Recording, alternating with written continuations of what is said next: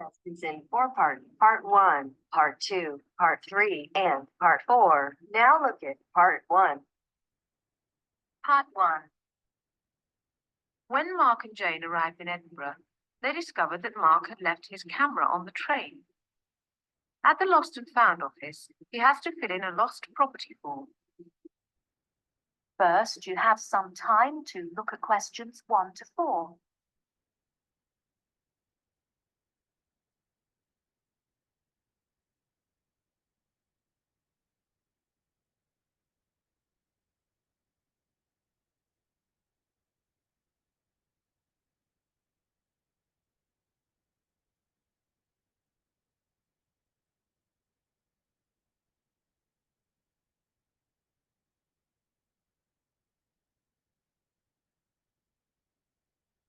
Now we shall begin.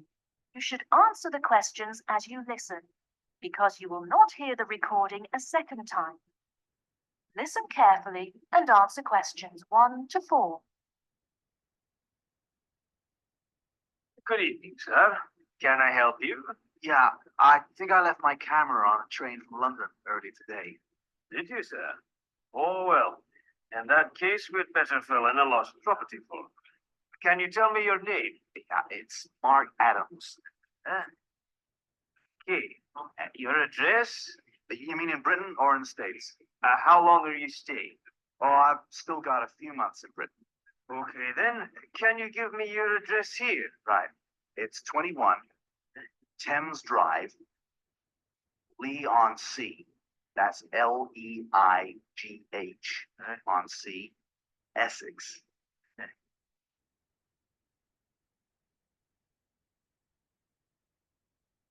Before you hear the rest of the conversation, you have some time to look at questions 5 to 10.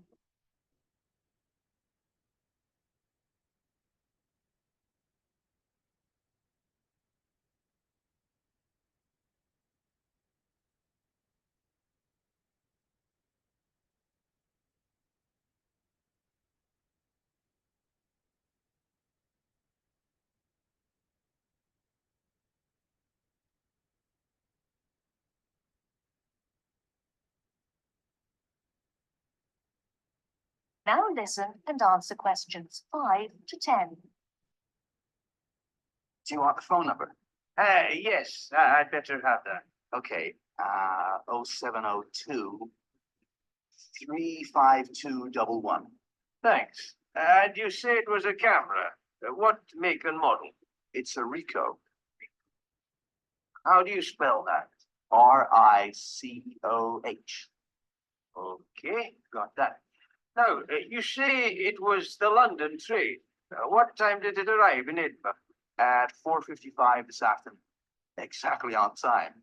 Well then, if we find it, sir, shall we phone you? No, I think I'll drop in the day after tomorrow to check out. Right you are, sir. We'll do our best.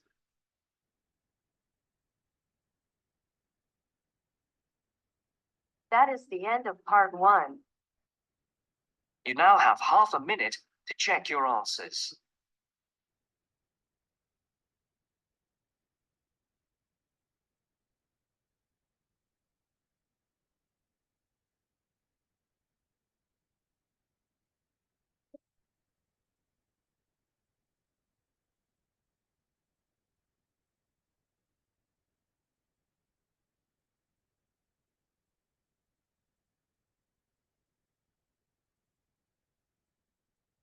Now turns to Part 2.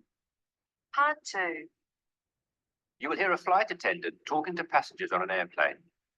First, you will have time to look at questions 11 to 15.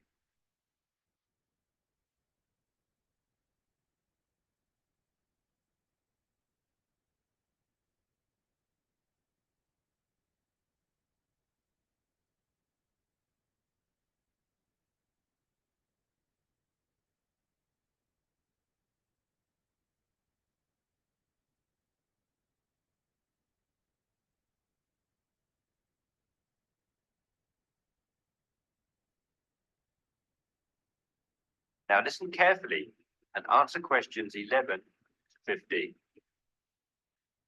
Good morning, everyone. I hope you all slept soundly overnight. I'm pleased to confirm that our flight is running on schedule, and we expect to arrive in Christchurch at 8 a.m. local time. That's about 50 minutes from now. I've been advised by our pilot to warn you that there may be some turbulence on our descent, so please remain seated and have your seatbelt on at all times.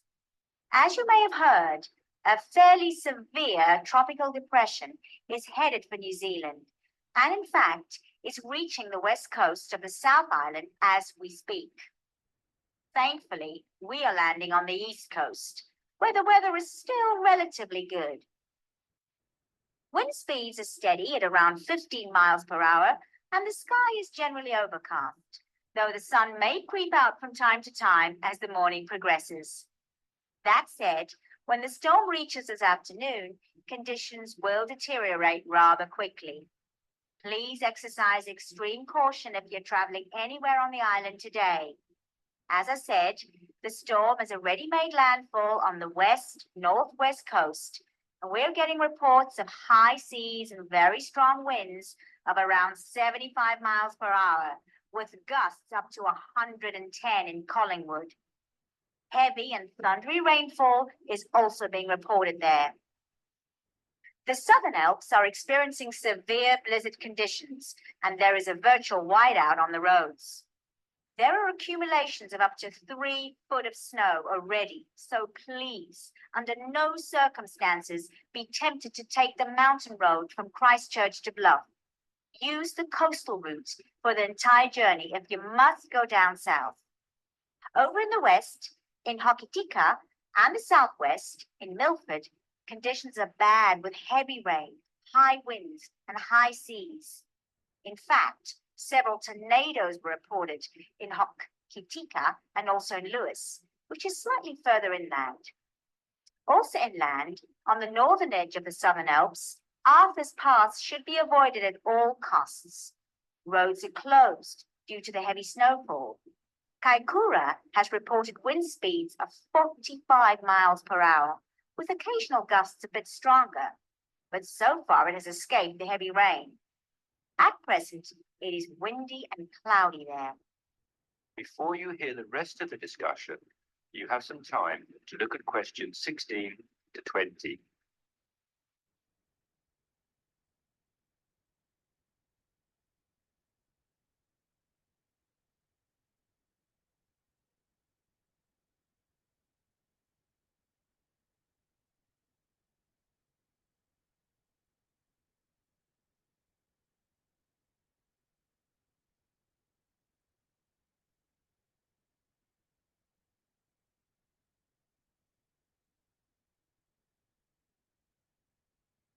Now listen and answer questions 16 to 20. Hello again, ladies and gentlemen. We should be landing in approximately 10 minutes' time. Just an update for you on the weather conditions in and around Christchurch. We expect the storm to reach us by approximately 1 p.m. Town officials are closing all roads out of town as conditions are simply going to be too dangerous, with the risk of falling trees and flying debris too high. Roads will have officially been closed for 30 minutes by the time we land at 8 a.m. Passengers whose travel plans did not entail an overnight stay in Christchurch, we would like to extend our apologies to you on behalf of the Christchurch Town Council for the inconvenience caused. However, it is in the interest of safety that these steps have been taken. Those of you without accommodation should go straight to our customer service desk at the airport, where a council official will be waiting to take you to temporary shelters in the town. Those of you who are staying in Christchurch should go to your hotel and follow the instructions of staff there. It may yet be necessary to evacuate you down to the shelters as well. This decision will be made by hotel staff who are monitoring the situation very carefully. The storm has made a direct hit on the island. The storm eye is expected to arrive in Christchurch at about 4 p.m., after which a brief period of calm will be experienced. The western wall of the storm will then hit at approximately 4:30. and the extreme winds and heavy rain should have improved by about 7 p.m. All roads will be reopened from 9 p.m. onwards. However, we're advising people to refrain from driving unless absolutely necessary, as conditions will be extremely hazardous with a risk of flooding everywhere. Flash flooding is a real danger for the valley towns of the south in particular, as mountain rivers and tributaries have already swelled to record levels. High winds have already caused massive power cuts in West Coast towns, and a string of major tornadoes have caused havoc across the Midlands. If at all possible, stay in Christchurch until tomorrow morning, when the cleanup will begin.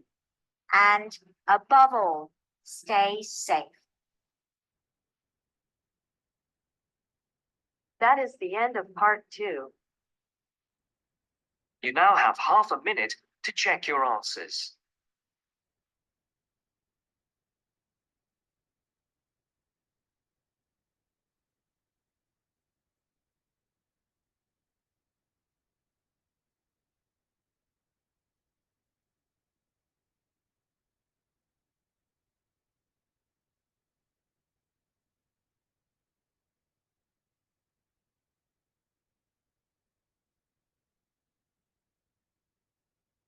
Now turns to part 3.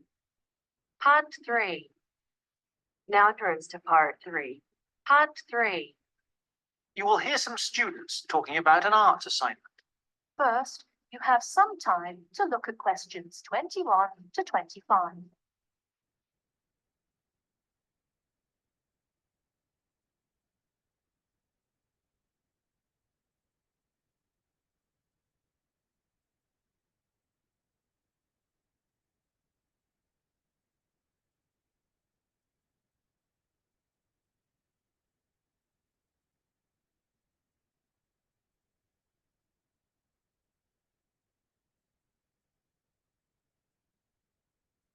Now, listen carefully and answer questions 21 to 25. What have you been working on, Arthur? I've been looking into the funding of the arts by the Arts Association. Oh, Mr. Simpson gave you that topic, did he? Yes, it's not too difficult. At least all the facts and figures are easy to find, or I think they will be. I've done a lot of useful stuff already. Simpson hasn't asked me to present my research for the past few seminars, so I think he might ask me this time. Well, what have you found out? Well, it's big money at the Arts Association. £330 million from the government and 118 million from the lottery. Let me see. I've got my notes here. Now, the Arts Association mission statement tells us that it exists to develop, sustain, and promote the arts. So that's clear. But then we need to know exactly how it can do this. However, before we get to that, there are certain issues which the association must take into account. What are those issues? They are, first, access. This is the idea that the arts mustn't be just for the few.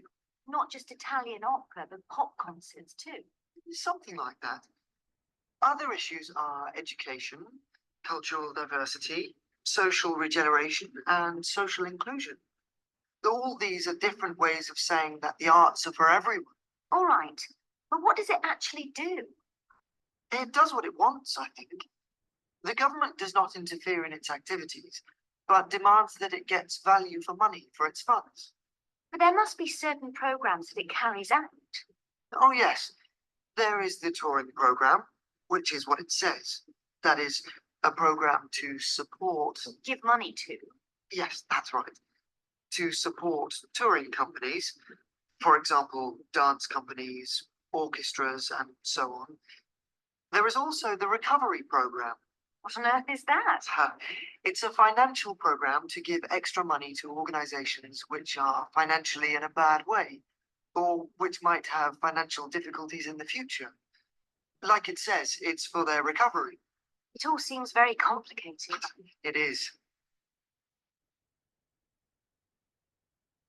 Before you hear the rest of the talk, you have some time to look at questions 26 to 30.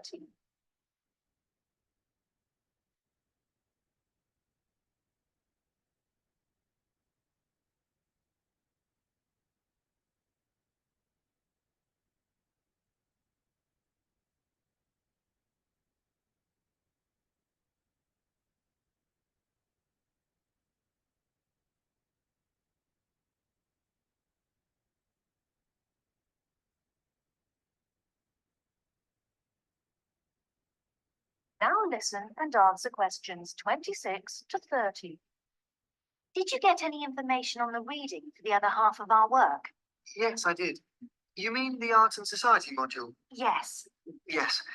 I met Simpson himself as we were waiting for a train at Norchester Station, so I managed to ask him. Any luck? Yes, I've got the notes I took here. Oh.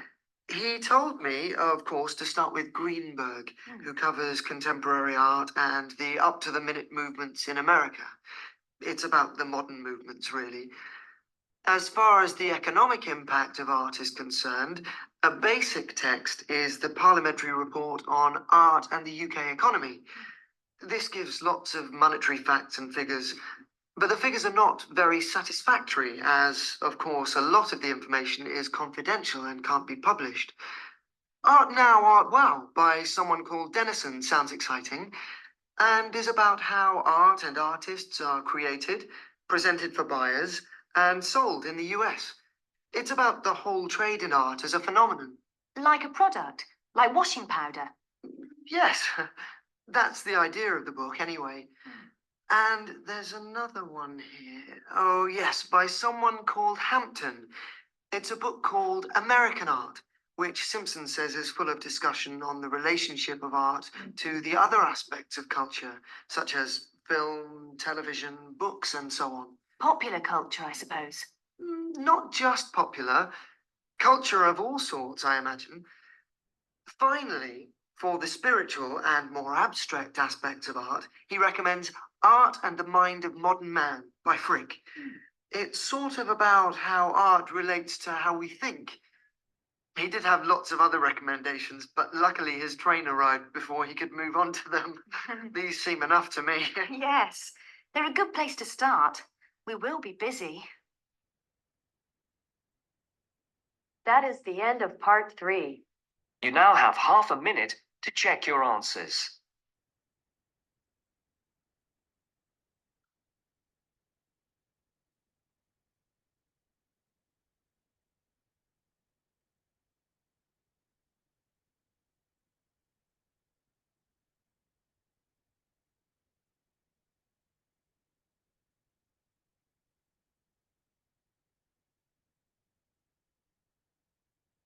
Now turns to part 4. You will hear part of a lecture about the school calendar. Listen carefully and answer questions 31 to 40.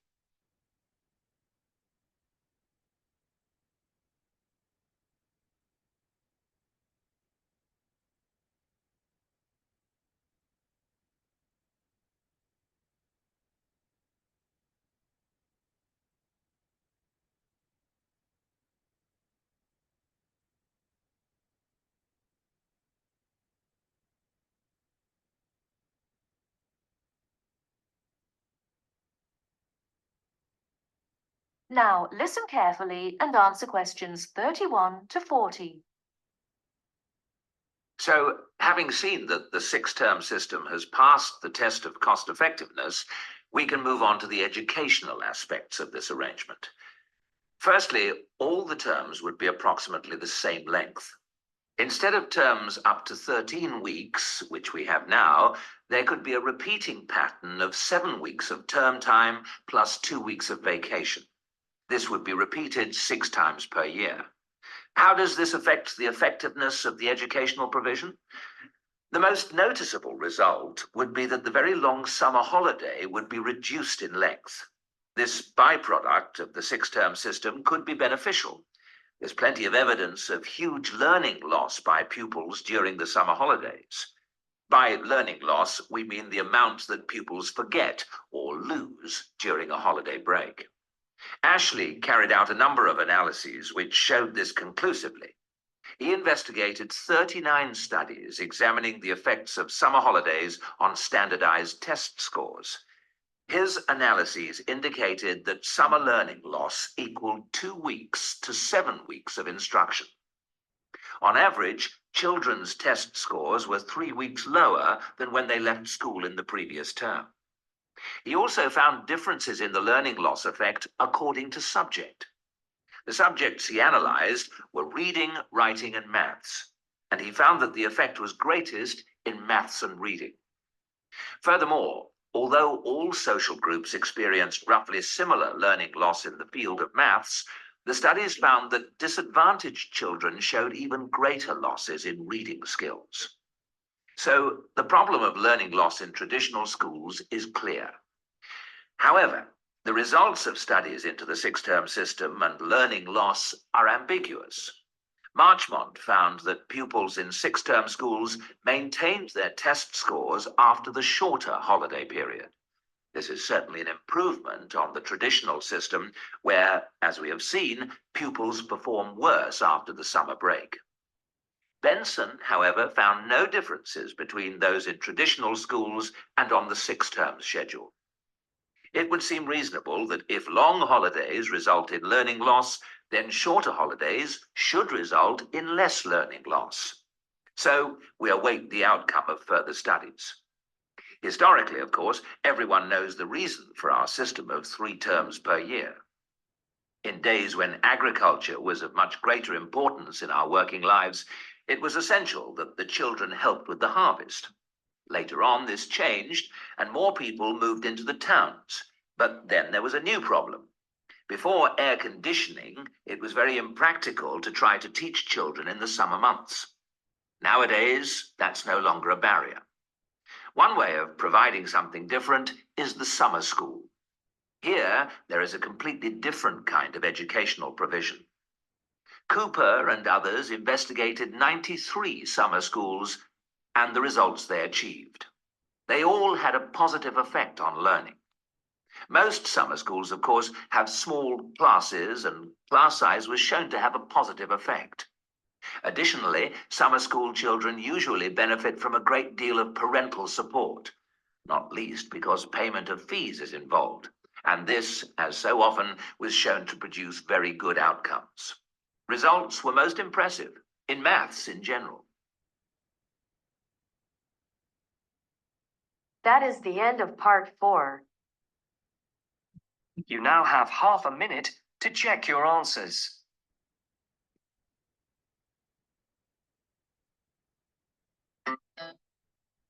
So all, this is the end of the listening, and this is the answer of all the questions. So please match with your answer and try to write down the comments in the comment box. I think it will be so much inspiration for me, and please share this video as well as like this topic and subscribe this channel. It will be so much grateful for you if you subscribe this channel. Thank you very much all for joining. Thank you all.